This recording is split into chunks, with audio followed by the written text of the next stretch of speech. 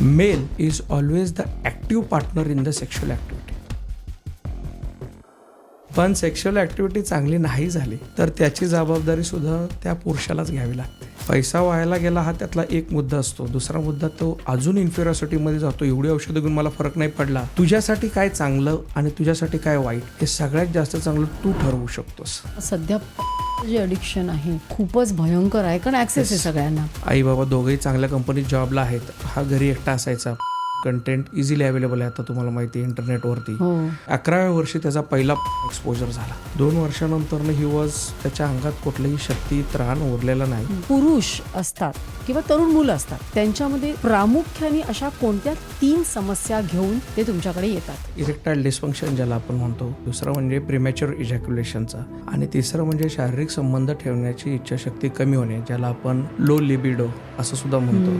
40 नंतर काही वेगळ्या असतात का? वयानुसार सुद्धा समस्या चेंज होत राहतात. मेनोपॉज नंतर बहुतांश स्त्रियांची इच्छाशक्ती कमी होत असते. पुरुषांच्या बाबतीत असं नाहीये. पुरुष तोपर्यंत पुरुष असतो जोपर्यंत तो शेवटचा श्वास घेत असतो.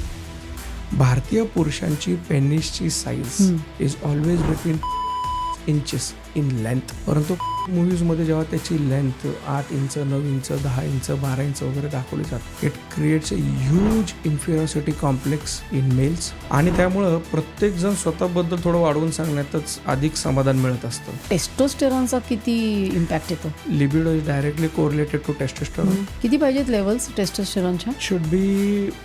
आपल्या इंडियामध्ये तसा सेक्शुअल विषय हा टॅबू समजला जातो. शिलाजीत, अश्वगंधा वगैरे असं म्हटलं जातं की यांनी वाढतं मेल स्टॅमिना, तर ते खरं आहे का? तुम्ही त्या प्युअर फॉर्म मध्ये घेताय का, ऑथेंटिक सोर्सेस कडनं घेताय का, हे खूप महत्वाचं ठरतं. की शिलाजीत हे जे आपल्याकडे मिळतं ते नाहीच आहे, तो स्कॅम आहे. काही वेळेला फिमेलच्या प्रेशरमुळे मेल सुद्धा सेक्शुअल डिस्फंक्शन मध्ये जाऊ शकतो. ही डिझायर कमी किंवा जास्त करणारे कुठले फॅक्टर्स आहेत? And it doesn't happen only with mail, it happens with female also. तो फिमेलला पेन असल्याने बऱ्याच वेळेला मेल लेवलला सुद्धा कुठेतरी डिस्टर्बन्स होत असतं. Is foreplay important for erection and actual orgasm? एका सेक्शुअल ॲक्टिव्हिटीमध्ये female can have multiple orgasms. निसर्गाने फिमेलला वरदान असं दिलेलं आहे की आता वय वाढलं, मग आता एकमेकांबद्दलचं आकर्षण कमी होत जातं, असं आहे का? We always say to the patients की 3 C फार महत्वाचे आहेत. First is communication. तर तुमचा कॉन्फिडन्स चांगला असतो, आणि कॉन्फिडन्स चांगला असेल तर तुमच्या दोघांमध्ये क्लोजनेस फार चांगला असतो. Sexual activity is not only about science as well as art. की डिवोर्सची पहिली सही ही बेडवरती होत असते.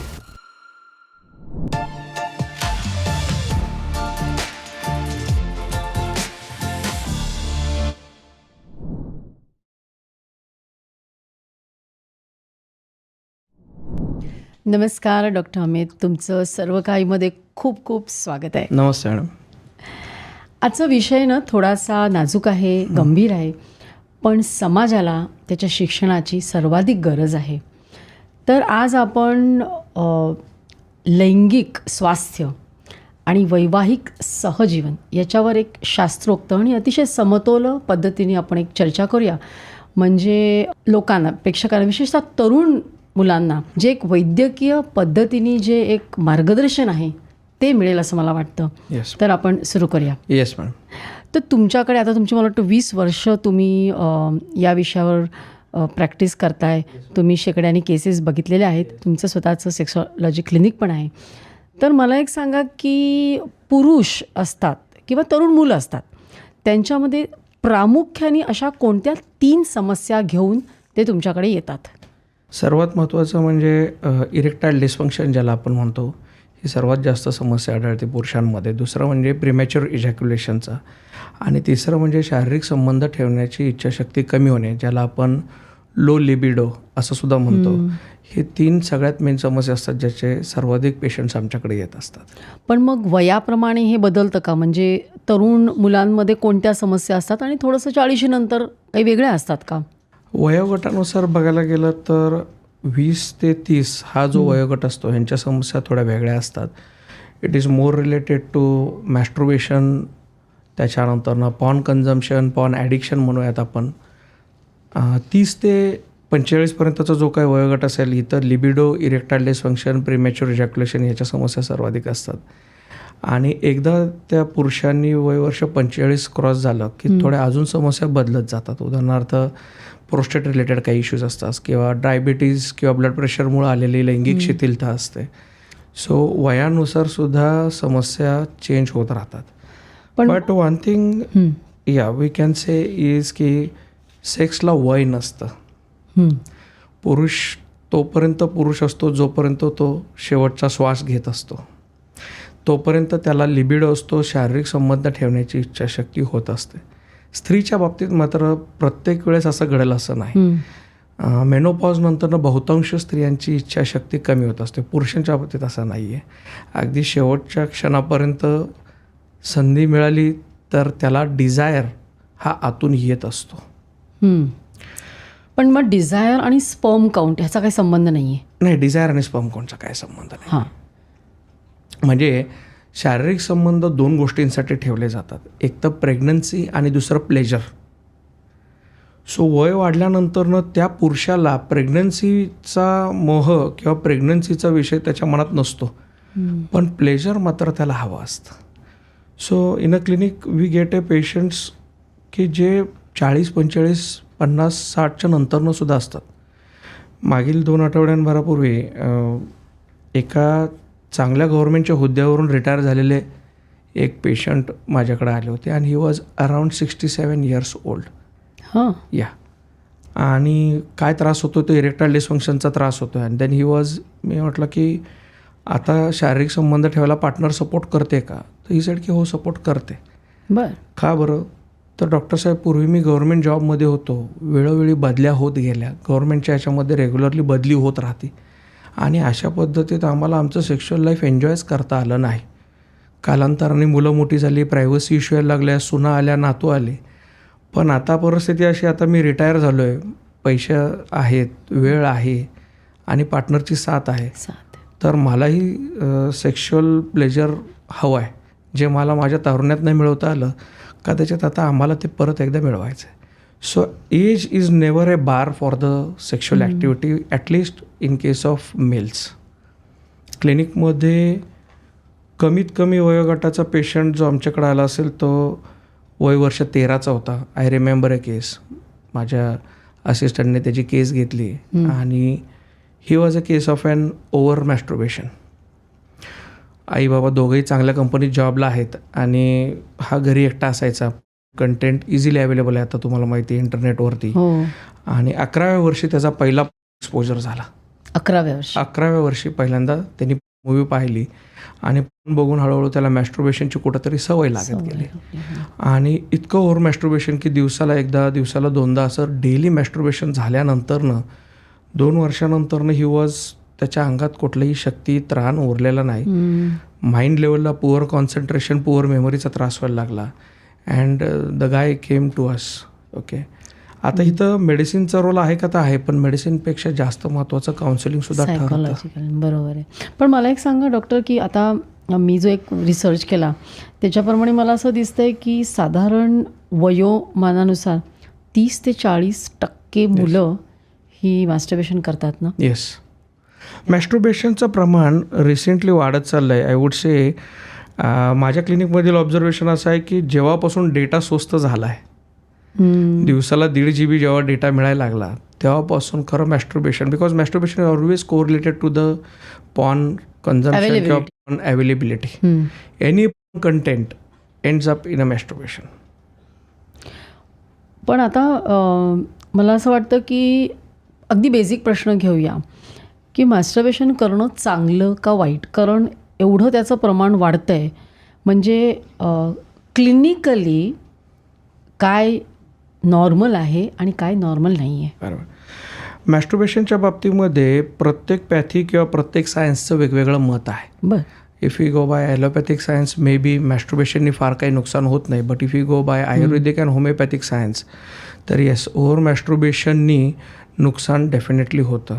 आणि it can happen at the physical level, शारीरिक शक्ती उरलेली नाही आहे, किंवा माइंड लेवलला पुअर कॉन्सन्ट्रेशन, पुअर मेमरी, और also it can affect the sexual level, जिथे इरेक्टाईल डिस्फंक्शन, प्रीमॅच्युअर इजॅक्युलेशनचा त्रास होतो.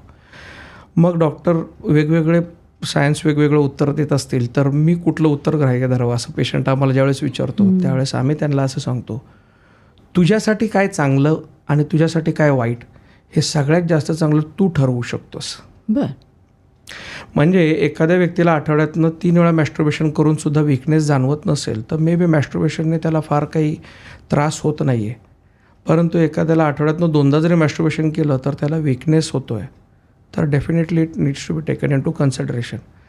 पेशंट आजारी आहे का नाही हे सगळ्यात पहिले पेशंट ठरवत असतो, कुठली पॅथी कुठला डॉक्टर ठरवत नसतो. सो मॅस्टरबेशननी त्रास होतो आहे का हे कुणी डॉक्टर किंवा सायन्सने ठरवण्यापेक्षा पहिले त्या पेशंटने ठरवलं पाहिजे की हो.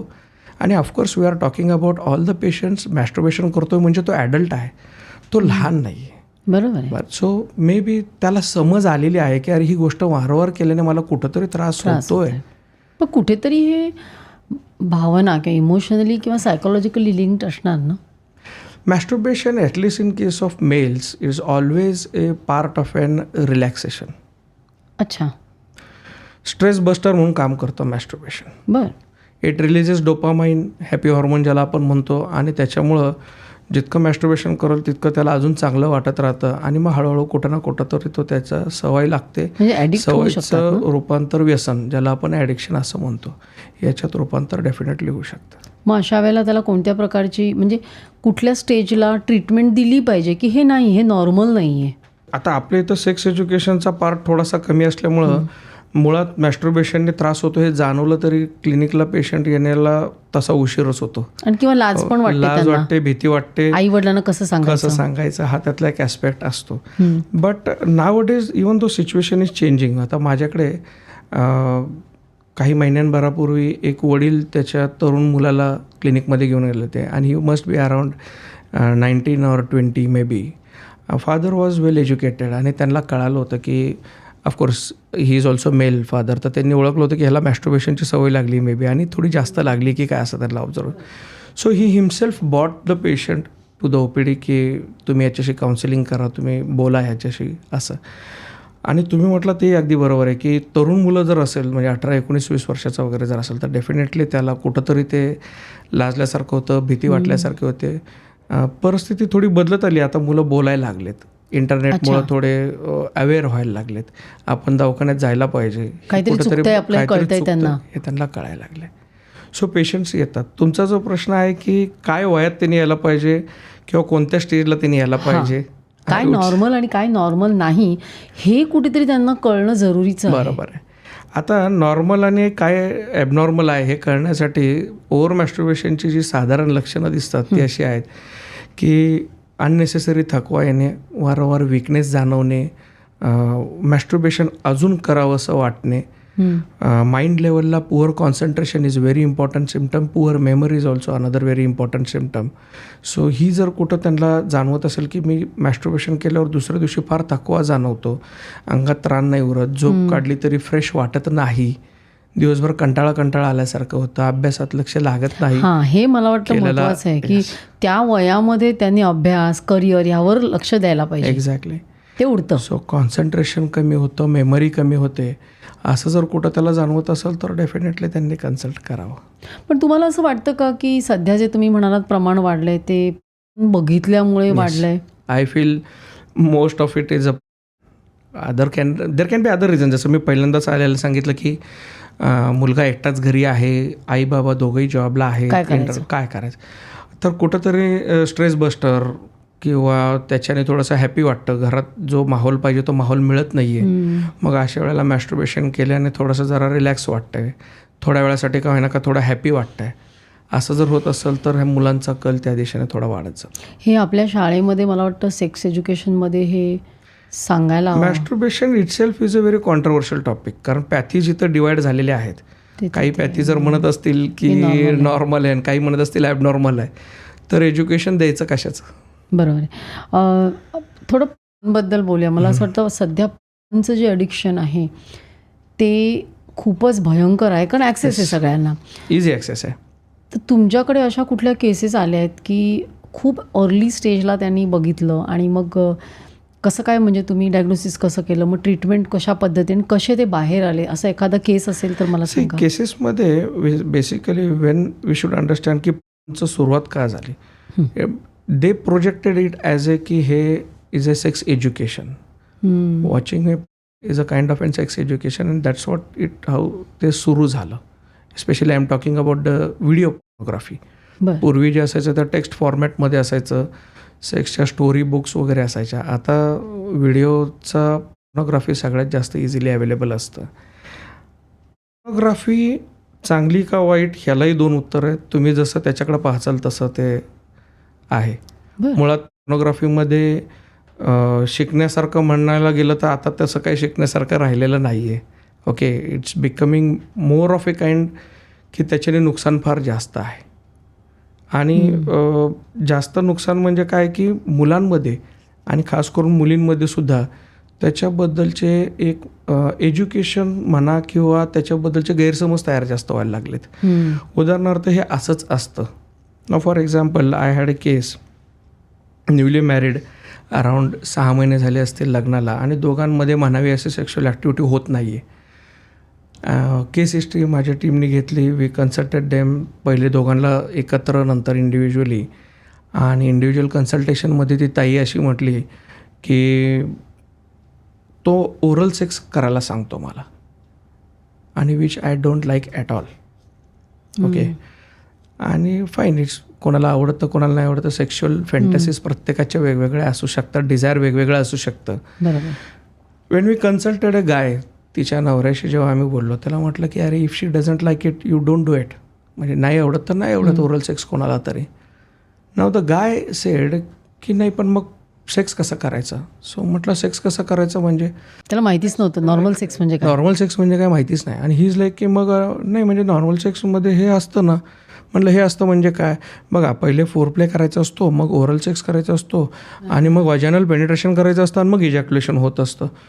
सो आय सेड की हे कुठं म्हणजे कुठल्या पुस्तकात दिलं, कुठं बघितलं. नाही, त्या मूवीमध्ये असाच सिक्वेन्स असतो ना. पहिले फोरप्ले होतो, मग ओरल सेक्स असतो, मग ओरल सेक्स नंतर vaginal penetration and then ejaculation. तर ते नॉर्मल आहे. मी सगळ्या मूवीमध्ये असाच सिक्वेन्स पाहिलेला आहे.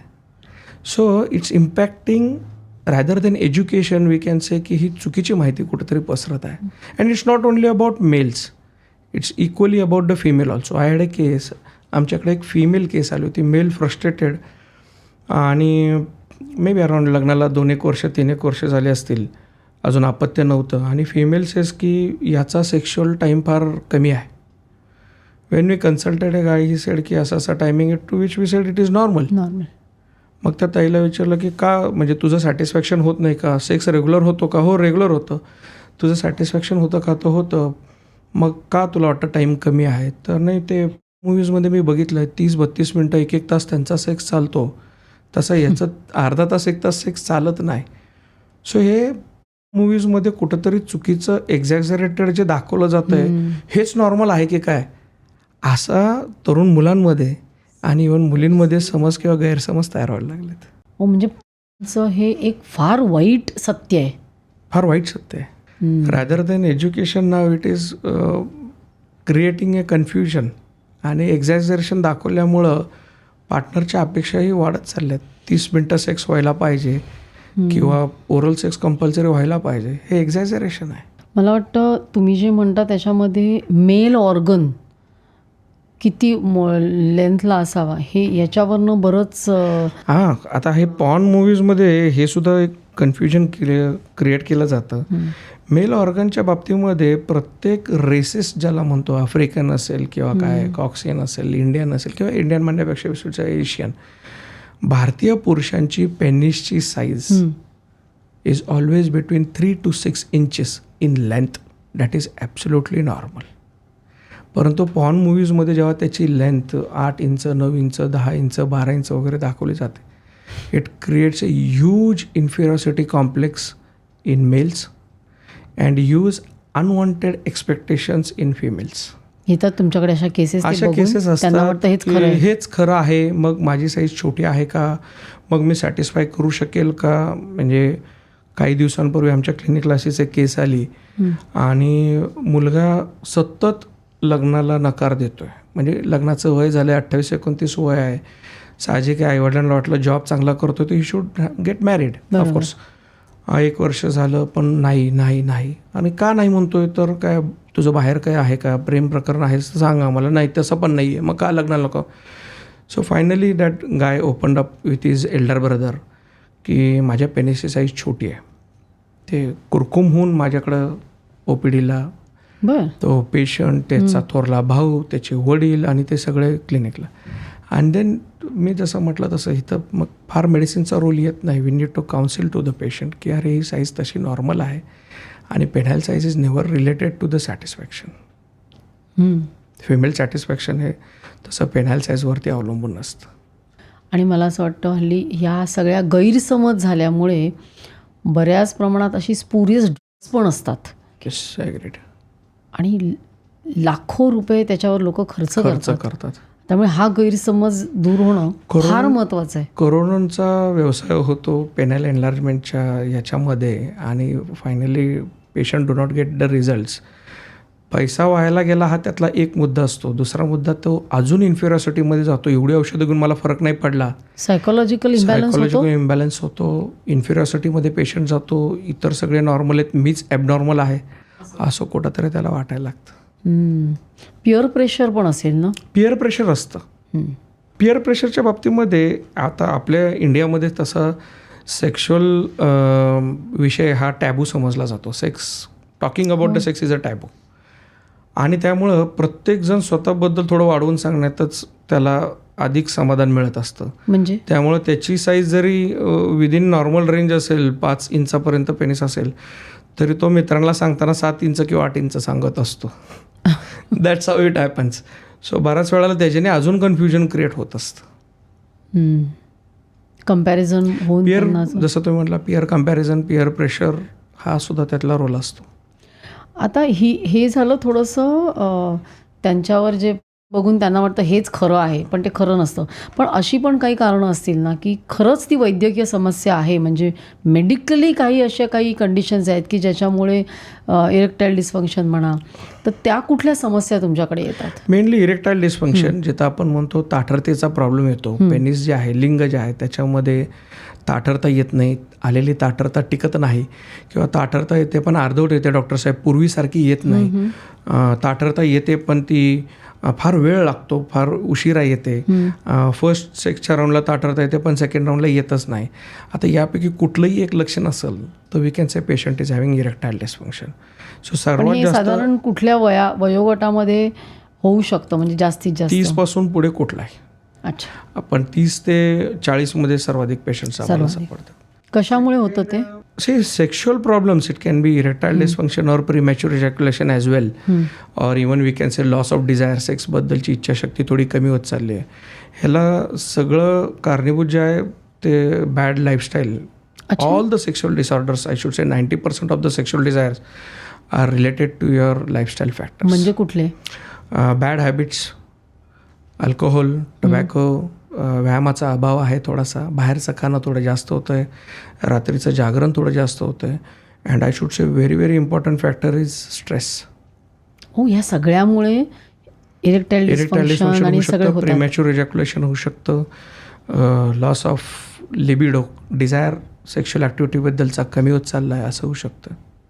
म्हणजे आणि स्ट्रेस इज नॉट समथिंग की it should be always physical stress. It can be mental stress as well. कामाचा स्ट्रेस, कामाचा ताण असतो, टार्गेट्स असतात आजकाल, डेडलाईन्स असतात, काय म्हणता येईल, रात्रीची जागरण असतात, फोन कॉल्स असतात, कलिग्सचं प्रेशर असतं, ऑफिसमधलं राजकारण असतं. सो इम्पॅक्ट डेफिनेटली होतो.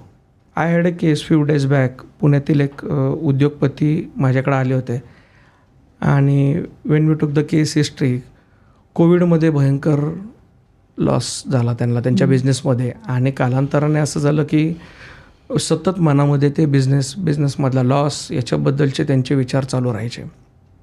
रात्री बेडवरती गेल्यानंतरनं इवन दो फिमेल पार्टनरने इनिशिएटिव्ह घेतला तरी याच्या मनात कंटिन्युअसली ते बिझनेसचा लॉस आणि देणेकऱ्यांची नावं वगैरे हे सगळ्या गोष्टी. अल्टिमेटली या सगळ्यांनी काय होणार आहे तर झोप येणार नाही, स्ट्रेस वाढणार आहे, स्ट्रेस वाढलं की कॉर्टिझॉल लेवल वाढतात. कॉर्टिझॉल लेवल वाढला की काय म्हणतात टेस्टोस्टेरॉन लेवल खाली होतात. टेस्टोस्टेरॉन खाली आलं की लिबिडो कमी, इरेक्टाईल डिस्फंक्शनचा त्रास, दोघांमध्ये सेक्शुअल ॲक्टिव्हिटी होत नाही आहे, मग हळूहळू दोघांची चिडचिड होते. हे रुटीन व्हायला लागलं. So in such cases counselling बरोबरच कॉर्टिझॉल लेवल कमी कशा करता येईल, टेस्टोस्टेरॉन कसं वाढवता येईल, ह्याचासुद्धा खूप महत्त्वाचा रोल असतो. And it doesn't happen only with mail. See it happens with female also. काही वेळेला फिमेलच्या प्रेशरमुळे मेलसुद्धा सेक्शुअल डिस्फंक्शनमध्ये जाऊ शकतो. फिमेलचं प्रेशर म्हणजे I will explain. I had one case. Female he government job करत होती आणि चांगला जॉब होता. समहाऊ तिचा जो कोण बॉस होता तो फारसा चांगला नव्हता. म्हणजे तिचं बॉस बरोबरचं जे काही ऑफिसमध्ये हे आहे आपण ज्याला म्हणतो केमिस्ट्री किंवा आहे, तर त्यांचं ते जुळत नव्हतं आणि ही यूज टू हॅरॅस सर. तर बॉसचे रोजची काही ना काहीतरी हॅरॅसमेंट, हे काम नीट नाही झालं, ते नाही नीट झालं. Of course when she used to come home, ती घरी आल्यानंतरनं डेफिनेटली तिची चिडचिड व्हायची, बऱ्याच वेळेला ती रडायची. आता तो male partner he used to support, पण त्यालाही त्याच्या मर्यादा आहेत. म्हणजे तो तरी इमोशनल सपोर्ट किती दिवस देणार.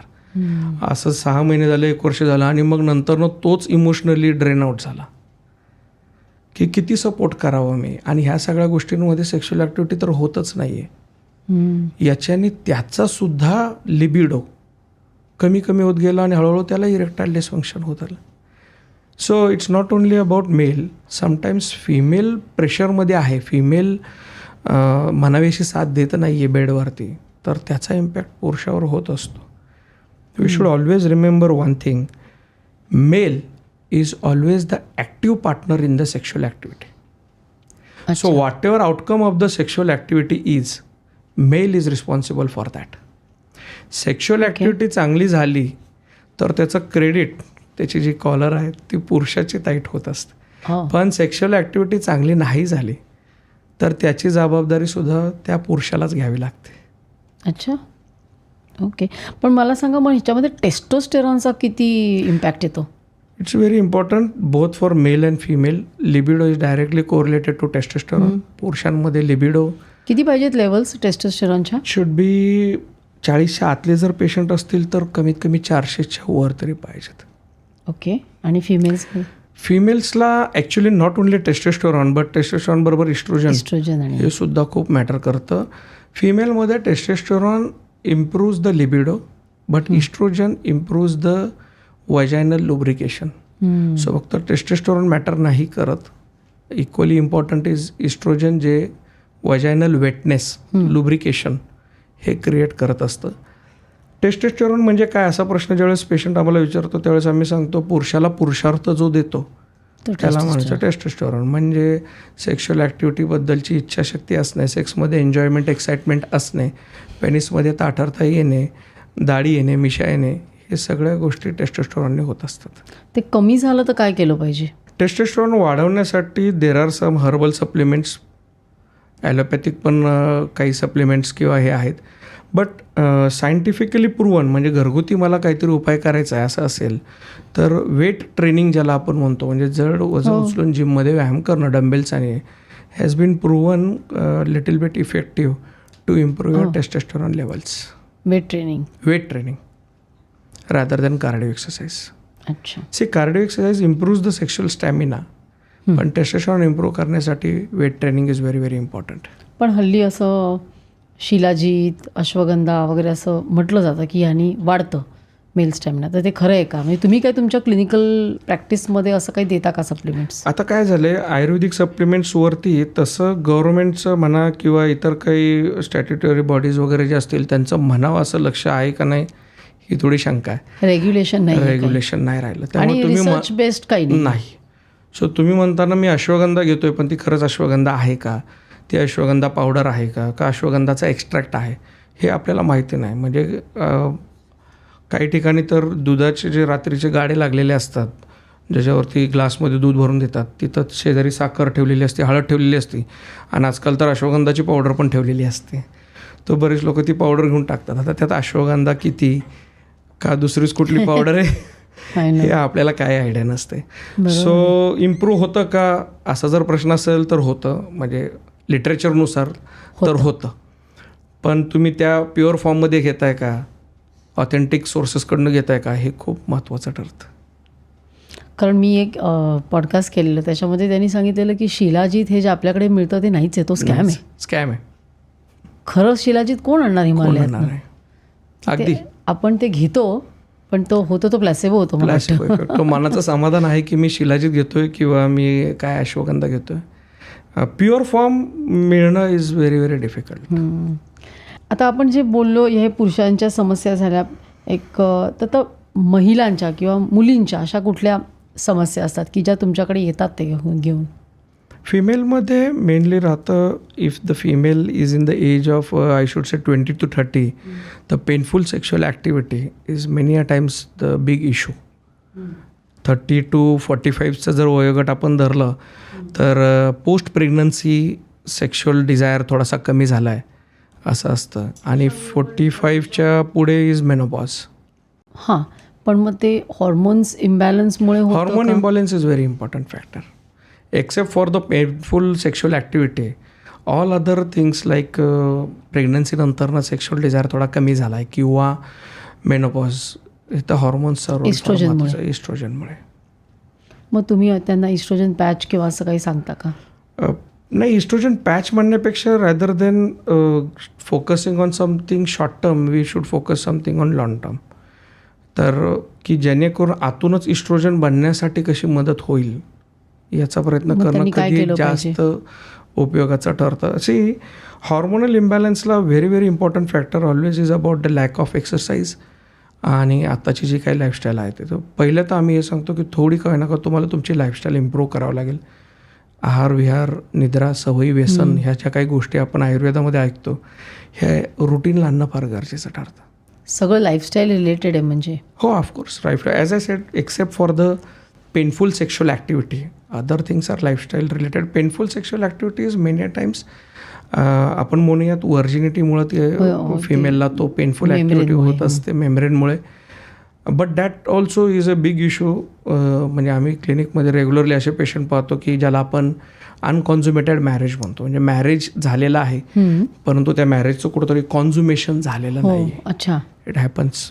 दिस इज क्वाईट कॉमन. म्हणजे कशामुळे होतं ते? म्हणजे त्यांना माहीत नाही, अज्ञानामुळे काय होतं फिमेलच्या बाबतीमध्ये, when a female first time sees the erected penis, she may get a fear की एवढं मोठं पेनिस आत जाणार नाही. बळजबरीने आत टाकायचा प्रयत्न केला तर कुठंतरी टिअर होईल, पेन होईल, इजा होईल, इंजुरी होईल, ब्लिडिंग होईल, मग ते स्पाझममध्ये जातात. सो फिअर, तो फिअर एक महत्त्वाचा फॅक्टर असतो.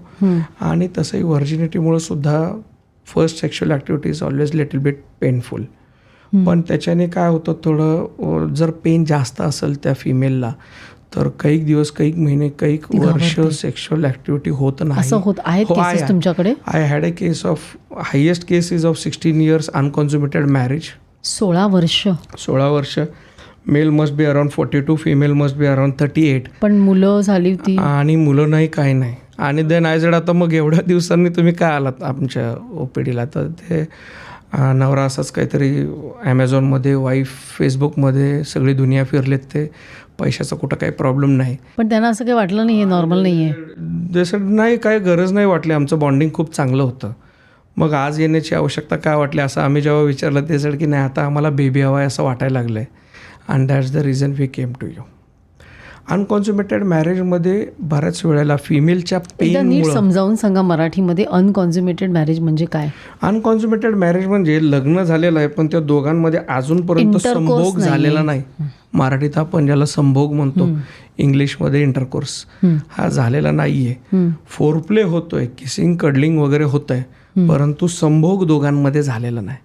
दिस is called as unconsummated marriage.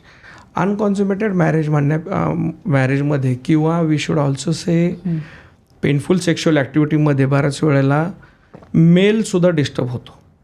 हां, few days back we had a case, 6 years of unconsummated marriage. लग्न झाले 6 वर्ष, पण 6 वर्षात एकदाही दोघांमध्ये संभोग किंवा इंटरकोर्स झालेला नाही.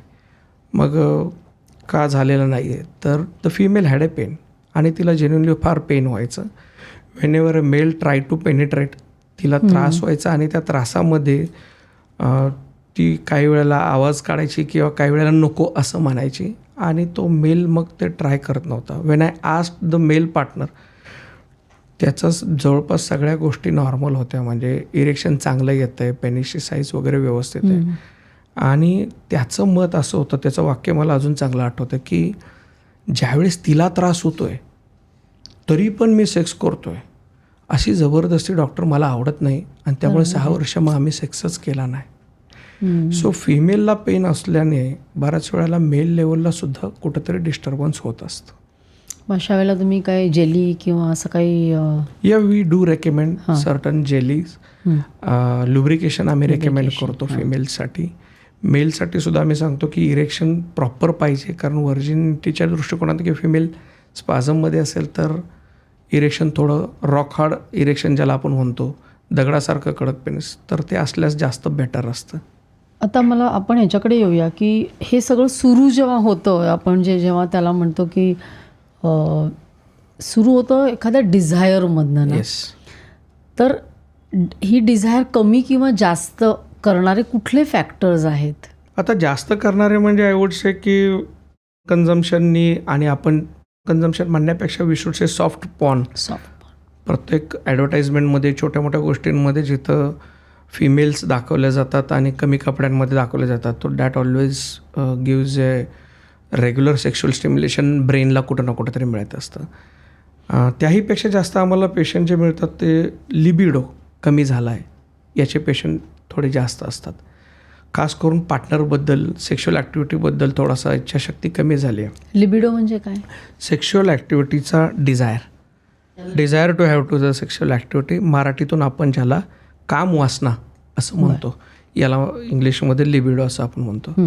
So many a times patients sir libido थोडासा कमी झाला आहे, आता आमच्यामध्ये शारीरिक संबंध पहिल्यासारखे होत नाहीत, हे पेशंट्स खूप जास्त असतात. फॅक्टर्स तुम्ही विचारसाल तर I would say stress is very very very important factor nowadays. दोघांचा काय म्हणतात, कामाचं स्वरूप, सुट्ट्यांचे दिवस हा फार महत्त्वाचा फॅक्टर ठरतो in case of male as well as female. मेलमध्ये टिपिकली सवयी व्यसनं ज्याला आपण म्हणतो, it can be tobacco consumption or it can be alcohol consumption or it can be some other medicinal consumptions also. त्याच्यानेही कुठं ना कुठं सबस्टन्स अब्यूज ज्याला आपण म्हणतो, त्याच्याने त्याचा लिबिडोवरती फरक होत असतो. पण असे पण काही आजार असतात ना, म्हणजे डायबिटीस म्हणा, ब्लड प्रेशर म्हणा, की ज्याच्यामध्ये त्या औषधं घेतल्यामुळे किंवा त्या आजारांमुळेच लिबिडो कमी होतो. येस, काही मेडिसिन्स आहेत, एस्पेशली सायकॅट्रीमध्ये यूज केले झालेले मेडिसिन्स असतात, जसं की काही अँटी डिप्रेशन्स आहेत, अँटी एन्झायटीच्या काही मेडिसिन्स आहेत, त्याच्याने त्याचा लिबिडो त्या व्यक्तीचा कमी होत असतो. But I always say libido is म्हणजे माइंडचा पार्ट त्याच्यात फार मोठा असतो आणि बऱ्याच वेळेला लिबिडो कमी आहे का हे जोपर्यंत तुम्ही केस हिस्ट्री घेत नाही तोपर्यंत तुम्हाला तो पार्ट व्यवस्थित समजत नसतो. फिजिकल लेवलला गोळ्या औषधांनी लिबिडो कमी होऊ शकतो, पण आमचं क्लिनिकल ऑब्झर्वेशन असं आहे की त्यात माइंड पार्ट खूप जास्त असतो. फिमेल बऱ्याच वेळेला स्पेशली प्रेग्नन्सी किंवा डिलिव्हरी झाल्यानंतरनं त्यांचा लिबिडो कमी होतो, कारण of course her first priority is her baby. त्यामुळं ती सेक्शुअल ॲक्टिव्हिटीबद्दलची तिची इच्छाशक्ती कमी होऊ शकते. We have also seen the patients की फिमेल पेशंट एस्पेशली ज्यावेळेस डिलिव्हरी होते त्यावेळेस त्यांचा काय म्हणूयात बॉडी शेप चेंज झालेला असतो. पूर्वी जितकं त्या आपण म्हणूयात दिसताना फिजिकली अट्रॅक्टिव्ह असतात तेवढ्याच फिजिकली अट्रॅक्टिव्ह डिलिव्हरीनंतर असतील असं नाही आहे. शरीर थोडं स्थूल झालेलं असतं, ओबेसिटी वाढलेली असते आणि female also can go in inferiority complex की पूर्वीसारखी मी आता सुंदर राहिलेली नाही आहे. तर मग सेक्शुअल ॲक्टिव्हिटीच्या दरम्यान माझ्या मेल पार्टनरला मी पूर्वी एवढी अट्रॅक्टिव्ह वाटेल की नाही वाटेल, आणि म्हणूनसुद्धा काही वेळेला ते सेक्शुअल ॲक्टिव्हिटीमध्ये इंटरेस्ट थोडासा कमी घेतात. पार्टनरच्या एक्सपेक्टेशन्ससुद्धा खूप मॅटर करतात लिबिडोमध्ये.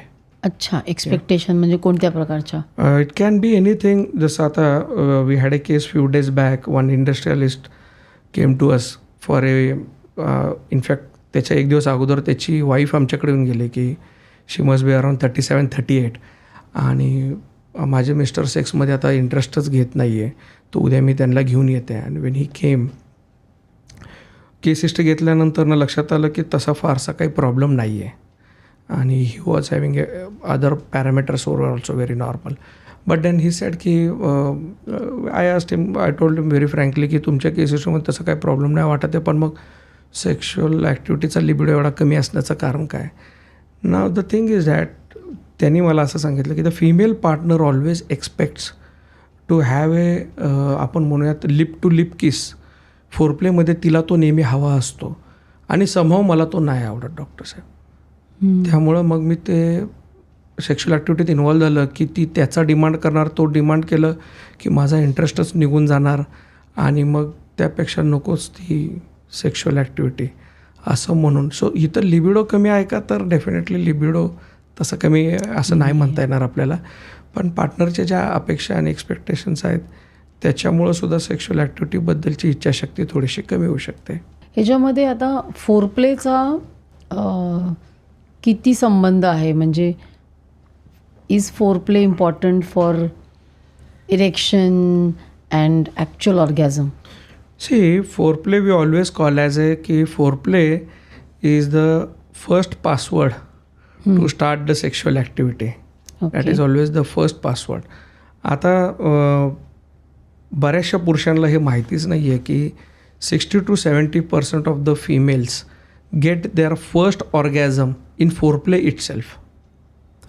पुरुषाला जेव्हा फिमेलला ऑर्गॅझम द्यायचा आहे तर इंटरकोर्स ज्याला म्हणतो आपण, वजायनल पेनिट्रेशन, याच्याने ऑर्गॅझम मिळणाऱ्या स्त्रियांची संख्या तुलनेने कमी आहे आणि फोरप्लेमध्ये ऑर्गॅझम मिळतं ह्यांची संख्या तुलनेने थोडी जास्त आहे. का असं? Female actually always wanted to have a good foreplay so that she gets good excited. निसर्गाने फिमेलला वरदान असं दिलेलं आहे की एका सेक्शुअल ॲक्टिव्हिटीमध्ये female can have multiple orgasms whereas male can have only one orgasm. आणि एक ऑर्गॅझम नंतरनं तो त्याचा पेनिस लूज होऊन जातो आणि नेक्स्ट सेक्शुअल ॲक्टिव्हिटीला अजून थोडासा वेळ लागतो. But female is blessed, I should say, to get multiple orgasms during a single sexual activity. We are talking about the foreplay. फोरप्लेच्या बाबतीतही बऱ्याच लोकांचं, पुरुषांचं कन्फ्युजन असतं. So foreplay we can say इंटरकोर्सच्या अगोदर होणारी जी ॲक्टिव्हिटी आहे त्याला आपण फोरप्ले म्हणूयात. To which we tell to the patient की त्याचे 4 ते 5 महत्त्वाचे टप्पे असतात. First is kissing, second is cuddling, third getting naked, fourth is touching each other genitals आणि शेवटचं म्हणजे giving excitement to each other genitals. Okay, ह्याला आपण फोरप्ले असं म्हणतो. बऱ्याचशा पुरुषांना किंवा स्त्रियांना सुद्धा फोरप्ले म्हणजे फक्त किसिंगच आहे का, किंवा फोरप्लेमध्ये म्हणजे फक्त जेनायटलला हात लावायचा असतो का असं वाटत असतं. पण if you include all this 4 to 5 factors that gives a good foreplay and good satisfaction to the female also. पण फोरप्ले जर झाला योग्य म्हणजे ऑर्गॅझम होतोच का? ऑर्गॅझम होण्याची शक्यता नेहमी वाढते. फिमेल ऑर्गॅझम होण्याची शक्यता नेहमी वाढते. डॉक्टर, तुमच्याकडे असे पेशंट येत असतील ना की ते त्यांचं काहीतरी सेक्शुअल डिस्फंक्शन घेऊन येतात, पण खरा प्रश्न दुसरीकडेच असतो. येस, माइंड किंवा म्हणजे कुठेतरी. तर अशी कुठली केस आहे का? Yes, we had a case few days back ज्याच्यामध्ये पुरुषाला असं वाटायचं की आमची सेक्शुअल ॲक्टिव्हिटी व्यवस्थित होत नाही, whereas we can say the male candidate was kind of an mister perfectionist ज्याला आपण म्हणतो की सगळ्या गोष्टी परफेक्टच व्हायला पाहिजे, सेक्शुअल ॲक्टिव्हिटी एवढ्या वेळ चाललीच पाहिजे, माझं ऑर्गॅझम व्हायलाच पाहिजे, तिचं ऑर्गॅझम व्हायलाच पाहिजे. वास्तविक पाहता सेक्शुअल ॲक्टिव्हिटीची फ्रिक्वेन्सी त्या दोघांमध्ये थोडी कमी होती, which we told to them की थोडी फ्रिक्वेन्सी वाढवली पाहिजे. पण ज्यावेळेस आम्ही त्या ताईला कन्सल्ट केलं तर ती म्हटली की that way she was satisfied with whatever sexual activity they were having. परंतु मेल कॅन्डिडेट मात्र परफेक्शनच्या मागे धावत होता. आणि वी टोल्ड टू हिम की sexual activity is not only about science, it's science as well as art. दोघांचंही समाधान होणं हे जरी महत्त्वाचं असेल तर you should enjoy the journey, not the destination always. आणि हे दोघांनी एन्जॉय करणारी गोष्ट आहे. प्रत्येक वेळेस काहीतरी साध्यच झालं पाहिजे असा सेक्सचा उद्देश नसतो. मग ह्या पेशंटला आम्ही काउन्सिलिंग दिलं, कपल थेरपी दिली. वी मेड हिम 2 ते 3 काउन्सिलिंग सेशनमध्ये आम्ही त्याला समजून सांगितलं की whatever activity you are doing, you are currently doing it in a very nice way and don't run behind the perfection. And he was quite happy about that. त्याच्यानंतर मला वाटतं आहे 2 का 3 काउन्सिलिंग सेशननंतरच त्याला बऱ्यापैकी इम्प्रूव्हमेंट झाली. पण आपण म्हणतो जेव्हा की सेक्स हे ॲक्टिव्हिटी आहे, ही 2 लोकांमधली आहे, मग हे जे सहजीवन आहे दोघांचं, म्हणजे ते थोडंसं तुमचं नातं कसं आहे, तुमच्या भावना तुम्ही एकमेकांबद्दल पोचवताय का, किंवा संवाद कसा आहे, ह्याच्यावर अवलंबून असेल ना. I would say it in a reverse way also, की भावना चांगल्या आहेत, दोघांचं नातं चांगलं आहे आणि म्हणून सेक्स चांगला होतो आहे याच्याहून असं आहे. पण याची दुसरी बाजू पण तितकीच सत्य आहे की सेक्स चांगला होत असेल तर दोघांमधलं नातं अजून चांगलं होत असतं. सेक्स एक अशी गोष्ट आहे की वी ऑलवेज सू टू द पेशंट की डिवोर्सची पहिली सही ही बेडवरती होत असते. सेक्शुअल सॅटिस्फॅक्शन, सेक्शुअल कम्पॅटेबिलिटी तुमच्या दोघांमध्ये चांगली नसेल तर तुमची चिडचिड होणार आहे, तुमच्या दोघांमध्ये दिवसभर वाद होणार आहेत, कुठं ना कुठं तरी भांडण होणार आहेत, समज गैरसमज वाढत जाणार आहे. सो रेग्युलर सेक्शुअल ॲक्टिव्हिटी असेल, दिवसभर किती दोघांमध्ये वाद झाले, भांडण झाले, तरी बेडवरती जेव्हा दोघं एकत्र येतात आणि दोघं एकमेकाला समर्पित करतात त्यावेळेस त्यांच्यामध्ये जो बॉन्ड तयार होत असतो, that bond we label as a marriage. Otherwise you are living in a hostel. माझ्याकडे काही पेशंट असे येतात की ते सांगतात की एवढे दिवस एकत्र आहे पण सेक्सच होत नाही. मी म्हणतो मग तुम्ही घरात नाही राहते, तुम्ही हॉस्टेलवरती राहत आहे. हॉस्टेलवरती आपल्या मित्राबरोबर मैत्री असते पण तो बॉन्ड नसतो. जो बॉन्ड तुमच्या बायकोबरोबर तयार व्हायला हवा तो सेक्सच्या माध्यमातूनच सर्वात जास्त चांगला तयार होऊ शकतो. सो चांगलं नातं आहे म्हणून चांगलं सेक्स होतो, येस, व्हेरी ट्रू. बट चांगला सेक्स होतो म्हणून दोघांमधलं नातंही फार चांगलं टिकून आहे हेही तितकंच खरं आहे. बरं, आता आपण हे सगळे तरुण मुलामुलींमधले बघितले, पण बऱ्याचदा 40शी नंतर किंवा 50शी नंतर आकर्षण कमी झालं किंवा लिबिडो कमी झाला. येस. तर काय केलं पाहिजे? म्हणजे तुमच्याकडे येतात का असे पेशंट्स? आय वूड से ह्या प्रश्नाचं उत्तर द्यायच्या अगोदर एक मिथ आणि मिसकन्सेप्शन असं आहे, वय वाढलं की सेक्शुअल प्रॉब्लेम वाढत जातात. असं नाही आहे. म्हणजे मी दुसऱ्या पद्धतीने विचारते. वय वाढलं की स्त्रियांना विशेषतः किंवा पुरुषांना वाटतं की आता वय वाढलं मग आता एकमेकांबद्दलचं आकर्षण कमी होत जातं, असं आहे का? पॉसिबिलिटी असते. आकर्षण कमी झालं हा सुद्धा कुठं ना कुठंतरी लिबिडो म्हणजे सेक्शुअल डिस्फंक्शनच आहे. सो आपल्या इथं एक गैरसमज असा आहे की वय वाढलं की सेक्शुअल समस्या वाढतात. मुळात वय वाढल्यावर आहे का पहिली गोष्ट? हो, ही समस्या आहे. डेफिनेटली ही समस्या आहे. ज्याच्यामध्ये लिबिडो दोघांमध्ये कमी होण्यासाठी टेस्टोस्टेरोन, जसं आपण मगाशी म्हटलं की testosterone is a very very important factor as regards to libido. दोघांतला एकमेकांबद्दल सेक्शुअली अट्रॅक्ट होण्यासाठी टेस्टोस्टेरोनचा role male as well as फिमेलमध्येही महत्त्वाचा असतो. मेलमध्ये 40शी नंतरनं टेस्टोस्टेरोनची मात्रा दिवसेंदिवस कमी होत जाते, हे सायंटिफिकली प्रूव्हन आहे आणि त्यामुळं त्याचं सेक्शुअल अट्रॅक्शन पार्टनरबद्दलचं कमी होऊ शकतं. फिमेलमध्ये typically it happens during the menopause की त्यांचा टेस्टोस्टेरोन एस्ट्रोजनची पातळी थोडी कमी होत जाते, त्यामुळे सुद्धा सेक्शुअल इंटरेस्ट कमी होतो आणि वजायनल ड्रायनेस वाढतो. त्याच्याबद्दलच विचारणार होते. But one thing we have observed की we should say 70 to 80% of the फिमेल्सला मेनोपॉजच्या दरम्यान सेक्शुअल डिझायर कमी होतो. But that is 70 to 80%. We have also seen the cases की जिथं 20-30% महिलांना मेनोपॉजच्या दरम्यान मधल्या काही काळामध्ये 6 महिने ते 1 वर्ष सडनली त्यांचा सेक्शुअल डिझायर वाढू शकतो. द फिमेल इज हॉर्मोनचा imbalance, very very important factor. आणि त्याच्यामुळे सडनली सर्ज आला आहे आणि सडनली 45मध्ये सेक्शुअल डिझायर वाढला आहे आणि she is around 45. The male candidates is around 50च्या आसपास. 2-3 वर्षांचा गॅप असेल तर 48-50च्या आसपास तो असतो. आणि then such patients visits to our clinic की मला डायबिटीज ब्लड प्रेशरची औषधं चालू आहेत, मी थोडा थकतो आणि वाईफला काय झालं आहे माहिती नाही, पण आजकाल तिचा डिझायर एवढा वाढला आहे की आठवड्यातून जवळपास डेली ती सेक्शुअल ॲक्टिव्हिटी मागते आणि I am not able to do it. So in such cases we need to काउन्सिलिंगचा पार्ट राहणार खूप महत्त्वाचा. पण समहाऊ मेलला ट्रीटमेंट फार गरजेची ठरते आणि ह्या ट्रीटमेंटमध्ये खास करून आपण टेस्टोस्टेरॉन इम्प्रूव्ह होण्यासाठीची मेडिसिन्स वापरतो. त्याचा साधारण आठवड्या 2 आठवड्यामध्ये इफेक्ट जाणवायला सुरुवात होतो. पण मग डायबिटीज, ब्लड प्रेशर ह्या आजार हल्ली तर अक्षरशः 35 आणि 40च्या मुलांना पण होत डायबिटीज, असतात. ब्लड प्रेशर होतं. त्याच्यामुळे होतं का हे? डेफिनेटली होतं. डायबिटीजमुळं होतं, ब्लड प्रेशरमुळं होतं. ब्लड प्रेशरच्या बाबतीत ट्विस्ट असा आहे की काही ब्लड प्रेशरच्या गोळ्यांचा साईड इफेक्टमुळं सुद्धा इरेक्टाईल डिस्फंक्शन होतो. सो बऱ्याचदा पेशंटला असं वाटतं मी तर ब्लड प्रेशर फार नियंत्रणात ठेवलं आहे, कंट्रोलमध्ये ठेवलं आहे, रेग्युलर गोळी खातो, तरी मला इरेक्टाईल डिस्फंक्शन का झालं? सो काही वेळेला ब्लड प्रेशरच्या गोळीचा साईड इफेक्ट म्हणून सुद्धा इरेक्टाईल डिस्फंक्शन होऊ शकतं.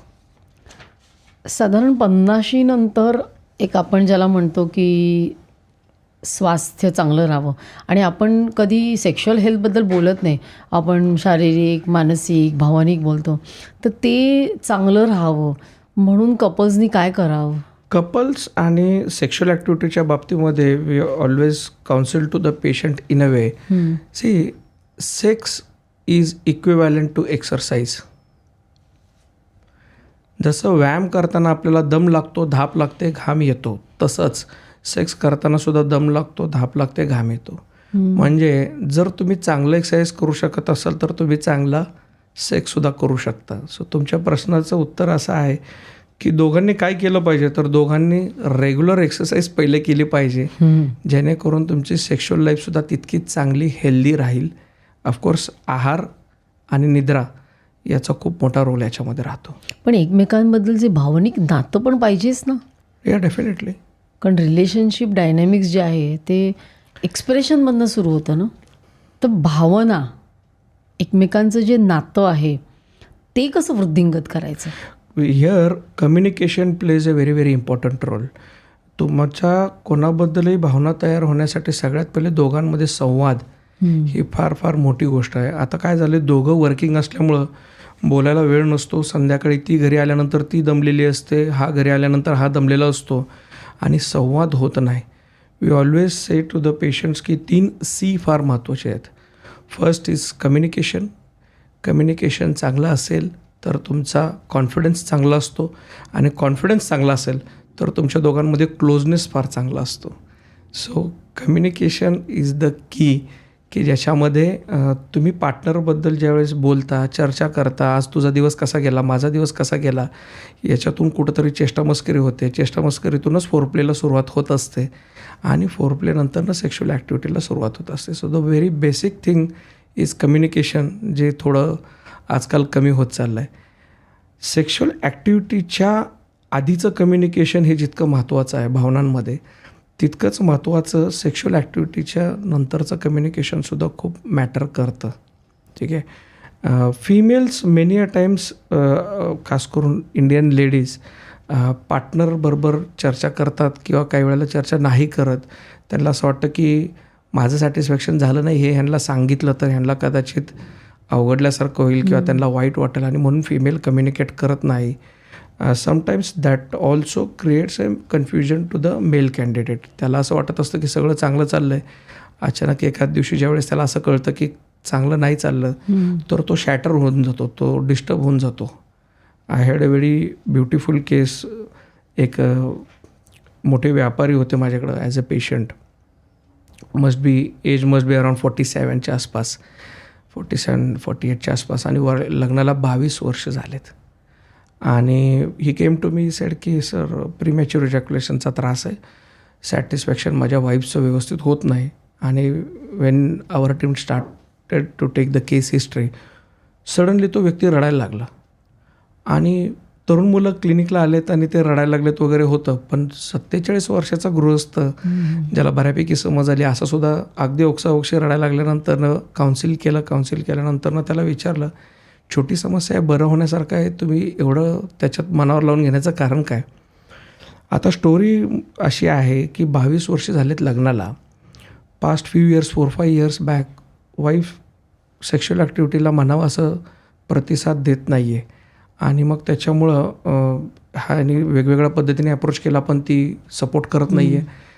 शेवटी त्याला तिच्यावर काही वेळेला संशय यायला लागला आणि एक दिवस भांडण झालं आणि त्यांनी तो संशय भांडणात रागाच्या भरात व्यक्त केला की काहीतरी तुझं बाहेर असल्याशिवाय तू मला सपोर्ट करत नाही असं होतं आहे की काय. आता चारित्र्यावरतीच जर कुठंतरी बोलल्यानंतर स्त्री व्यक्त होणं स्वाभाविक गोष्ट आहे. And the female abruptly she said की नाही, तुम्ही सेक्शुअल ॲक्टिव्हिटी नीट करत नाही, माझं समाधान नीट होत नाही आणि म्हणून मी सेक्शुअल ॲक्टिव्हिटीला सपोर्ट करत नाही. तर दॅन ही सेड की ठीक आहे, हे आत्ता मला असं होत असेल. ती म्हणली नाही, आपल्या लग्नाला 22 वर्ष झाले तर 22 वर्षात माझं एकदाही समाधान झालेलं नाही.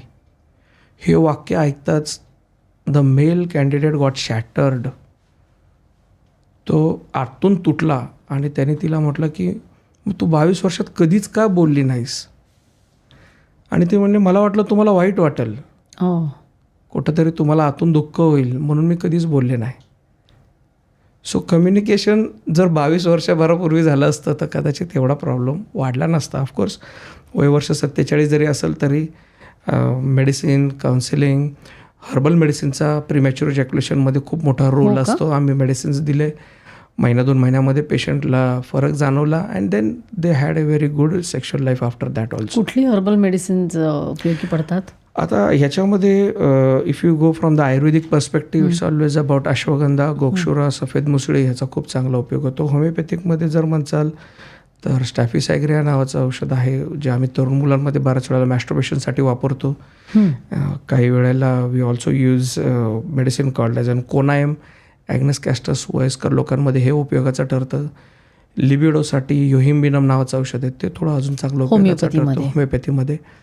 दामियाना नावाचं औषध आहे जे तुम्हाला डायबिटीज, ब्लड प्रेशर रिलेटेड काही सेक्शुअल इश्यूज असतील, इरेक्टाईल डिस्फंक्शन, तिथं त्याचा चांगला उपयोग होतो. So there are lot many of medicines की हर्बल मेडिसिन्स ऑल्सो की ज्याचा उपयोग होतो. If you go by allopathic science also, ज्याला आपण वियाग्रा म्हणतो, त्याचे आता वेगवेगळे हे आलेले प्रकार आलेले आहेत. सिलेनाफिल आलेला आहे किंवा टॅडॅलाफिल आलेला आहे, एवेनाफिल आलं आहे. Those are also very very promising and gives very good results. Side effects असतील ना पण त्याचे? ॲलोपॅथिक मेडिसिनला थोड्याफार प्रमाणात काही नका साईड इफेक्ट्स जाणवतात, हे तितकंच खरं आहे. काही वेळेला side effects, I should say many a times side effects tolerable असतात, पण काही वेळेला ते टॉलरेबल नसतात. कुठले साईड इफेक्ट असतात? मेनली वायग्राच्या ह्याला साईड इफेक्ट जे आहेत दॅट इज दुसऱ्या दिवशी सकाळी पित्त फार होतं, डोकं जड होतं, चेहरा फ्लश झाल्यासारखा वाटतो, गरम झाल्यासारखं. घेऊ शकतात का बीपीचे? BP patient should always take any medicines with the doctor's recommendation and prescription only. डॉक्टरच्या रेकमेंडेशनशिवाय बीपी पेशंटनी वायग्राचं औषध कधीही घेऊ नये. ओव्हर द काउंटर भरपूर औषधं मिळतात, पण that is really very dangerous and very very hazardous. It can cause low BP, it can cause some troubles to the heart also. So it's very dangerous. They should not take it until unless by some medical supervision. प्रिस्क्रिप्शनशिवाय घेऊ नये. Prescription किंवा डॉक्टरने recommend केल्याशिवाय त्यांनी medicine घेऊ नये. तुम्ही आत्ताच जसं म्हटला संवाद किती महत्त्वाचा, त्यावर मला अजून एक केस सांगावीशी वाटते. संवाद जितका महत्त्वाचा तितकं संवादाला आलेला प्रतिसाद हाही तितकाच महत्त्वाचा ठरतो. उदाहरणार्थ वी हॅड अ केस की where the husband was having some extra marital affair. Case history घेतल्यानंतर आणि त्यांची मिसेसच त्यांना आमच्यापर्यंत घेऊन आली होती की सेक्शुअल ॲक्टिव्हिटीमध्ये काय प्रॉब्लेम आहे की जेणेकरून हा व्यक्ती असा बाहेर जाऊन सेक्शुअल ॲक्टिव्हिटी करतात. द स्टोरी इज की लग्न झालं आहे, लहान मुलं आहे, मे बी 4-5 वर्षांचं मुलं आहे आणि बऱ्याच वेळेला मुलं मम्मीपाशी झोपायचं आहे किंवा बाबांपाशी झोपायचं आहे असं होतं आणि मुलांना झोपवता आई बाबाही झोपून जातात. सेक्शुअल ॲक्टिव्हिटी म्हणावी अशी होत नाही आणि याच्यामुळं दोघांमध्ये, त्या कपलमध्ये सेक्शुअल ॲक्टिव्हिटी होईना, कारण का प्रायव्हसी इश्यू होता, मूल जागं झालं तर काय, असं असल्यामुळं दोघांचं सेक्शुअल ॲक्टिव्हिटी थांबली. खूप दिवस सेक्शुअल ॲक्टिव्हिटी न झाल्यानंतर the male candidate asked to the female की खूप दिवसांपासून सेक्स नाही होते, तुला इंटरेस्ट नाही राहिला का? तर फिमेल सेड नाही, तसं नाही, प्रायव्हसीचा इश्यू आहे, मूल असतं जवळ, मूल जागा झालं तर काय वगैरे असं. आणि बट देन थोड्या दिवसानंतर स्कूल व्हॅन जी असते तर त्या मुलाला सकाळी स्कूल व्हॅन लवकर यायची, त्या मुलाला घेऊन जायची. आता ज्यावेळेस स्कूल व्हॅनवाला काका त्या मुलाला घेऊन गेले की त्या दोघांना प्रायव्हसीचा तसा विषय नव्हता. So the male candidate open up to the wife की आता तर प्रायव्हसीचा इश्यू नाही, आता मुलगा तर शाळेला निघून गेला आहे, now we can have the sexual activity. But still फिमेलनी इंटरेस्ट म्हणावा असं घेतला नाही. म्हणजे बघा, संवाद महत्त्वाचा आहे का, तर पुरुषांनी संवाद साधला होता की सेक्शुअल ॲक्टिव्हिटी कमी होते आणि आपण सेक्स वाढवला पाहिजे, पण समोरनं जो प्रतिसाद मिळाला पाहिजे तो त्याला कुठंतरी तो प्रतिसाद मिळाला नाही. And then the male candidate of course sexual desire असल्यामुळं कुठं ना कुठं तरी समजा त्याला घरी जर होत नाही आहे तर तो कुठं बाहेर काही सेक्शुअल ॲक्टिव्हिटी करू शकेल का असं त्याला वाटायला लागलं. सो याच्याने सुद्धा दोघांमधले गैरसमज वाढत जातात. मगाशी आपण जे म्हणलो प्रेग्नन्सी नंतरनं फिमेलचा डिझायर कमी होतो, तर I had a very interesting case where a female, म्हणजे दोघं दिसायला एकदम सुंदर, अगदी पिक्चरमधले हिरो हिरोईनसारखे, आणि कालांतराने असं झालं लग्न झालं, प्रेग्नन्सी झाली, आणि प्रेग्नन्सी नंतरनं दे हॅड सेक्शुअल ॲक्टिव्हिटीच्या बाबतीत फिमेलचा इंटरेस्ट कमी झाला आणि फिमेलला आतून कुठून तरी गिल्ट यायला लागलं की पूर्वी आम्ही इतकं सुंदर दिसतो, तो इतका सुंदर दिसतो तर मी पण तेवढीच सुंदर दिसत होते, पण आता मी तेवढी सुंदर नाही आहे, तर मी त्याला आवडेल का? When I will be naked त्यावेळेस तो माझ्या बॉडीबद्दल काही चुकीचं बोलेल का? त्याच्याने सुद्धा तिचा सेक्शुअल ॲक्टिव्हिटीमधला इंटरेस्ट कमी झाला अँड दोघांमधली सेक्शुअल ॲक्टिव्हिटी दिवसेंदिवस कमी होत झाली. So many times after pregnancy फिमेलला स्वतःच्या सेल्फ इमेजबद्दल असणारी inferiority can be troublesome. Insecurity आणि म्हणजे स्वतःबद्दल कमीपणा वाटायला लागतो. आपल्याकडं एक गैरसमज असा आहे की वय वाढेल तसं सेक्शुअल प्रॉब्लेम्स वाढत जातात. इनफॅक्ट वय वाढेल तसं सेक्शुअल प्रॉब्लेम वाढत नाहीत. जबाबदाऱ्या वाढतील तसे सेक्शुअल प्रॉब्लेम्स वाढत जातात. जबाबदाऱ्या वाढल्या की स्ट्रेस वाढतो आणि सेक्शुअल प्रॉब्लेम्स वाढत जातात. तर डॉक्टर अमित, आपण आज छान चर्चा झाली, पण मला असं म्हणायचं आहे की ह्या विषयावर खूप गैरसमज असतात, तर हे शाळेमध्येच हे एज्युकेशन महत्त्वाचं आहे नाही का? सगळ्या शाळांमध्ये सेक्शुअल एज्युकेशन स्कूलपासूनच सुरू व्हायला पाहिजे. खास करून मुलं वयात येतात. आता सुप्रीम कोर्टने सुद्धा याचा निर्णय दिला आहे की it is mandatory to give the sexual educations. मुलांना देणं गरजेचं आहे, कारण it not only creates confusion आणि अनवॉन्टेड एक्सपेक्टेशन्स, पण एक लक्षात घ्या याच्यामध्ये इन्फेक्शनचा सुद्धा मोठा रोल आहे की सेक्शुअल ॲक्टिव्हिटी बाहेर केल्यानंतरनं प्रोटेक्शन किंवा कॉन्डोम ज्याला आपण म्हणतो ते वापरलं पाहिजे, अदरवाईज इन्फेक्शन होण्याचा चान्स हे बऱ्याच वेळेला मुलांना माहिती नसतं आणि याच्याने सुद्धा इन्फेक्शन्स वाढत जातात. So definitely sex education needs to be given at the school level itself. मुलं वयात येत असतात, किंबहुना वयात येण्याच्या 1-2 वर्ष अगोदर, म्हणजे वी शूड रेकमेंड की 6वी-7वीपासूनच खरं तर हा सेक्शुअल एज्युकेशनचा पार्ट त्यांच्या करिक्युलममध्ये इन्क्लूड व्हायला पाहिजे.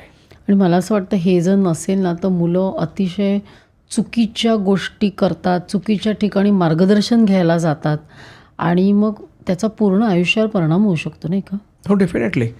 म्हणजे एकदा एखाद्या व्यक्तीला त्यातली माहितीच नाही आणि त्यांनी काही ॲक्टिव्हिटी केली त्यातून त्याला काही इन्फेक्शन जर झालं तर there is always a very difficult way to come back. काही वेळेला तर कमबॅक येण्याचा चान्ससुद्धा राहत नाही. सो मुलांमध्ये ॲज अर्ली ॲज एज्युकेशन असेल, आणि why only schools, we should also say की कुठं ना कुठं तरी आईबाबांनी सुद्धा हा विषय मुलांपाशी बोललं पाहिजे. Many a times male candidate is prefer to talk with a male, म्हणजे बाबा मुलाला किंवा आई मुलीला त्यांनी शिकवलं पाहिजे, एज्युकेशन दिलं पाहिजे. ऑपोजिट जेंडरबद्दलचा रिस्पेक्ट दिला पाहिजे. मुलांना मुलींबद्दलचा एक रिस्पेक्ट ठेवण्यासाठी सुद्धा डेफिनेटली शिकवलं पाहिजे. खूप छान. मला असं वाटतं तुम्ही आज जे काही सांगितलं आहे त्यामुळे बरेचसे जे समस्या निर्माण होतात ते आपणच थोड्याफार निर्माण करतो, पण खरंच कधी कधी प्रॉब्लेम्स पण असतात. तर लोकांना ह्याच्यामधून बरंच काही शिकायला मिळेल. तुम्ही इकडे आलात आणि ह्या विषयाला इतकं छान समजावून सांगितलं, कारण हा पण एक सेन्सिटिव्ह विषय आहे जो बोलला जात नाही डायनिंग टेबलवर. आज आपण वेगळंच अशी काही चर्चा केलेली आहे, तर तुम्ही इकडे आलात त्याबद्दल खूप खूप धन्यवाद. Thank you madam. थँक्यू. तर प्रेक्षक, आज डॉक्टर अमित यांनी एका आपण म्हणू एका नाजूक पण अतिशय महत्त्वाच्या विषयावर आपल्याला इतकी सुंदर माहिती दिली. प्रत्येकासाठी महत्त्वाचा असा हा विषय आहे. तुम्हालासुद्धा हा एपिसोड आवडला असेल किंवा महत्त्वाचा वाटला असेल तर जरूर जास्तीत जास्त लोकांपर्यंत शेअर करा. तुमच्या प्रतिक्रिया असतील, तुमचे काही विचार असतील किंवा तुमचे जर काही प्रश्न असतील डॉक्टरांना तर ते कॉमेंट्समध्ये जरूर लिहा. तर मग पुन्हा भेटूया अशाच एखाद्या महत्त्वाच्या विषयावर एखाद्या तज्ज्ञ व्यक्तीबरोबर सर्व काहीमध्ये.